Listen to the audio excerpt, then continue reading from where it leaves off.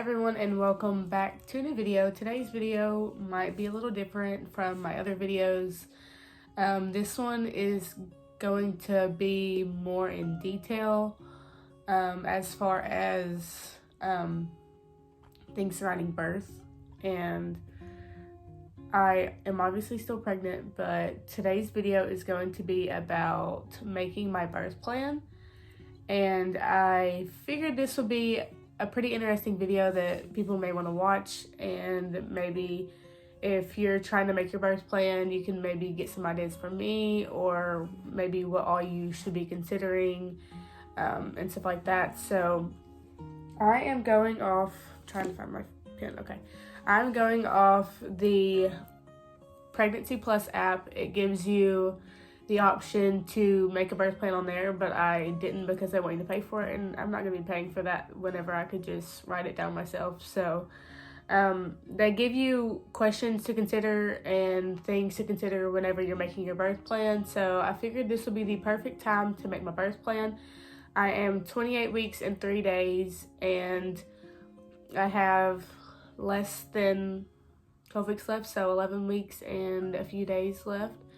And birth can happen at any time. So I want to have a plan. I know they always don't go like you want it to. Birth doesn't always go like you want it to. Some unexpected things happen sometimes, but this is just going to be like my layout for what I want, how I want it, and if at all possible, I would like to follow this birth plan and have things go my way because I'm the one who is delivering the baby.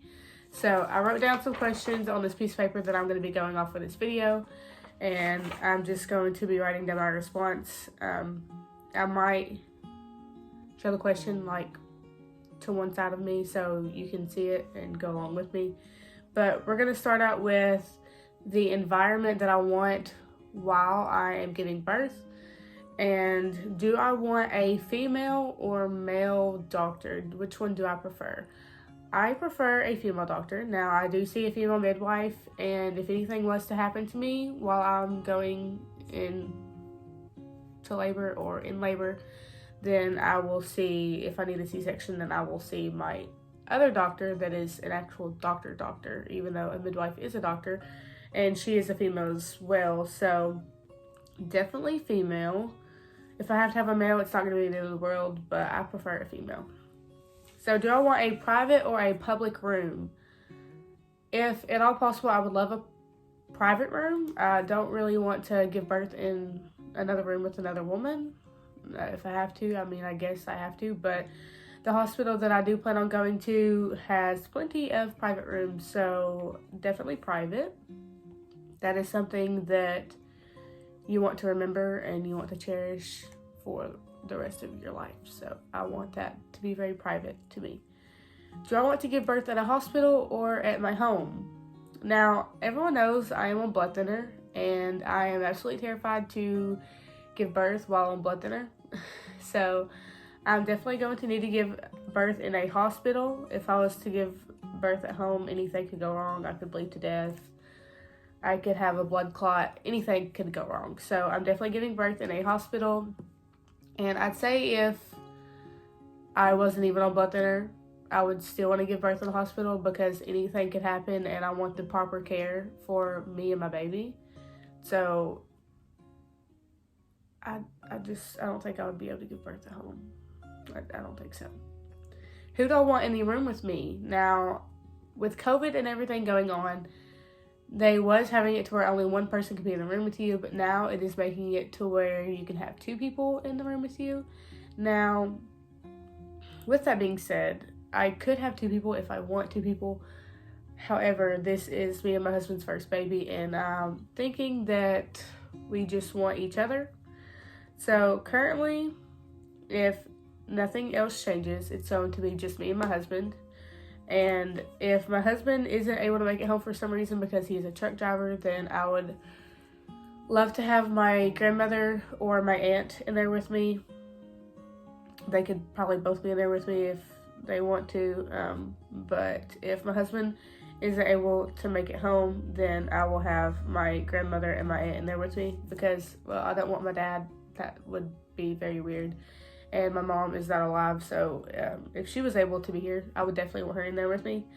But it's going to be my husband for now. Let's see the monitoring for the baby. So while I'm pregnant, they're just doing ultrasounds. I haven't had to have any big, nasty, invasive tests done. So while I'm in the hospital, they have the belly band. That is fine with me. Now, if they had to go inside, I don't know if I would let them. Depends on what they needed to go inside for. So definitely fine with ultrasound and the belly band. Don't know what the belly band is called. I'm pretty sure it's just another form of ultrasound. I'm not exactly sure. So, things that have to do with the doctor. Like, for number one, do I want to be examined down there if I have to? I would prefer to just do everything without having to see the doctor more than I have to. So, examination, if I could get by with that and not have to do it, that would be fine with me. If they have a reason that they want to do that for, I am fine with that too. So, if needed. Now, if I'm in the hospital and they need to check me, I mean, that's fine. That's a necessity. They have to do that. But if I'm not in the hospital, I don't prefer it. Okay, episiotomy / tearing. Something that I hope does not happen to me. If they want to do an episiotomy, I'm probably going to decline that. I don't want them to have to cut me if they don't need to. I don't want any unnecessary stitches if I don't need them. So, definitely a no to the episiotomy unless it is medically necessary. If I tear, I tear. And then they will have to do stitches. But, hopefully, I won't. She's going to be a small baby. Hopefully, I won't. Induction, do I want to be induced? This is kind of a tricky one, to be honest with you guys, because I'm on blood thinner, and I don't know how long this blood thinner is in my system for, to be honest with you. I'm currently on Lovenox injections, and they are switching me to heparin injections at 32 weeks, so in about a month. And I still don't know how long heparin would even be in my system, so I'm so completely terrified that whenever I go into birth that I'll have blood thinner in my system and that I'll bleed a lot, maybe even more than I should be. So I see my doctor tomorrow, and I'm actually going to vlog that for you guys because I do have to have a test run on the baby, so I'm going to bring you along with me. And I'm going to ask him if he thinks that I should be induced because I'm on blood thinner. Now, my former MFM before it got switched said no, that he wanted everything to just go as planned, let me go into birth naturally. But I don't know if I agree with that because I could just take my blood thinner shot and then go into labor, and then I would have to wait until it's out of my system to give birth, I think. I don't know, it's very confusing. So, if they feel the need to induce me, sure. But if they want to induce me for no reason, I would prefer to go into labor on my own because induction is a much longer process and it's much more painful. So, I'm just going to say, going to ask the doctor.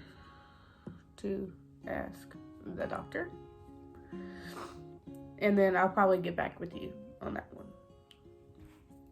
Epidural, do I want an epidural? This is a very hard one because I've never had a baby before, so I don't know how painful it is. I know it's very painful. They say it's like breaking all your bones in your body at once.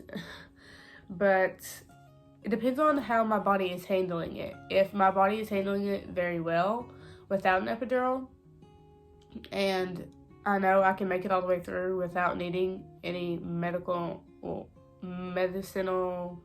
whatever, intervention, then I won't get it.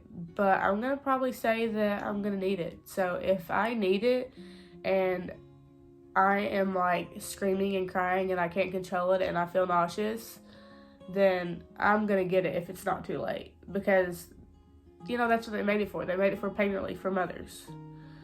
But I'm also allergic to codeine, and I know that is in some of the medicines that they give you, so I don't know if I'm able to get certain pain medications like the lighter form before you get an epidural. So I'll have to check out which pain relief is available to me if I want any at all.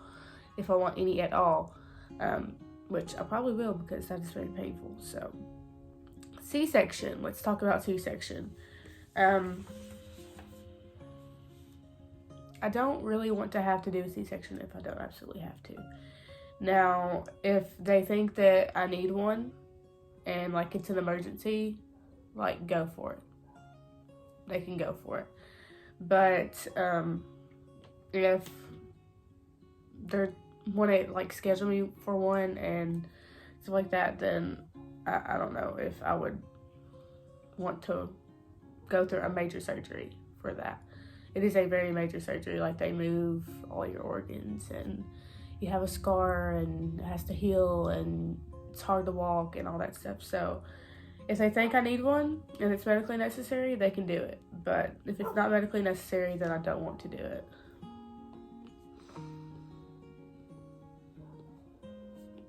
You probably hear the dogs barking outside. They never shut up. So I'm sorry about that. Okay, let's talk about after I give birth. Do I want to be separated from my baby? No, I do not want to be separated from my baby if at all possible. I want the baby to be with me and my husband all the time. If they want to do something with the baby, they can do it in front of me. And any tests that need to be run that don't have to be in a separate room can be done in front of me. So I do not want to be separated from my baby, and I want her to be with me at all times. The vitamin K shot. Do I want the vitamin K shot? This is very maybe controversial.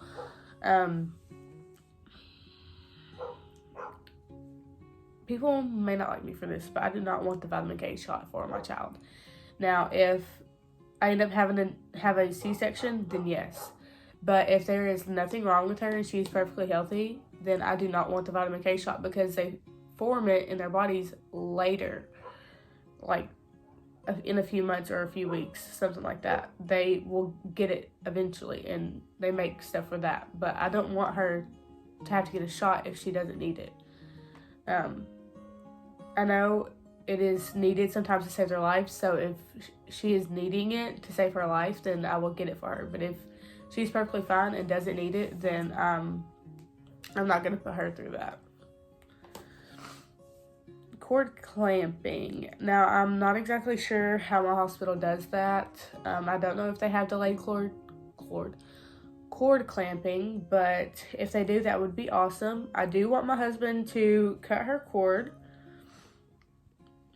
and I would like for it to be delayed so she can get all the extra nutrients that come from my placenta. So hopefully they do delayed cord clamping, and if not, maybe they can do it for me.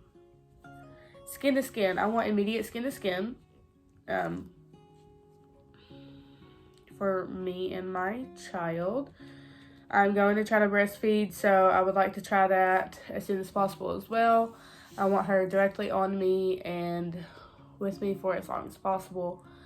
Of course, I want my husband to be able to hold her and stuff, but as far as like the golden hour, I want the golden hour. I want skin to skin immediately. And I don't think that the hospital will have no problem doing that. Now, as far as like first bath and the eye cream and stuff like that goes, I'm perfectly fine with all of those. Now, I wasn't going to go through with all that, but then I looked it up and I didn't see anything wrong with it. So she will be getting the cream that goes in her eyes and the first bath. I don't see the point in just leaving your baby with stuff on their skin if it's not necessary. Now, I know it's good for them, and you can rub it in, but I think whenever someone wants to hold my baby, that they want the baby to be clean. So I am perfectly fine with her getting her first bath at the hospital. Hopefully they can do it in front of me so I can watch them, because I'm going to be very protective over this child. But that is pretty much going to be it for this video. I have a pretty good idea of what my birth plan is going to be. I took a lot of things into consideration, and hopefully this helped you maybe come up with your birth plan if you are pregnant. And to anyone who is trying to get pregnant, I see you, I pray for you, and your time is coming. It is coming for you. So if you enjoyed this video, please give it a thumbs up and make sure you are subscribed to our channel. We are on the road to 200 subscribers, and I would love to reach that by the end of the year. I don't know if that's going to happen, but I would love for it to. And we have a baby girl coming in January, so you will soon get to see that. I'm going to be vlogging tomorrow for my doctor's appointment while they run some tests on her, make sure she's okay, and hopefully I can video in the ultrasound room so I can show you guys her and how cute she is, and hopefully we get some good shots of her face because we are doing a 3D ultrasound. So if you want to see that, make sure you tune in to the next vlog. It'll be out on Wednesday or Thursday. Pretty sure it's going to be out on Wednesday. But yeah, stay tuned. Thank you so much for watching this video, and I'll see you in the next video, guys. Bye.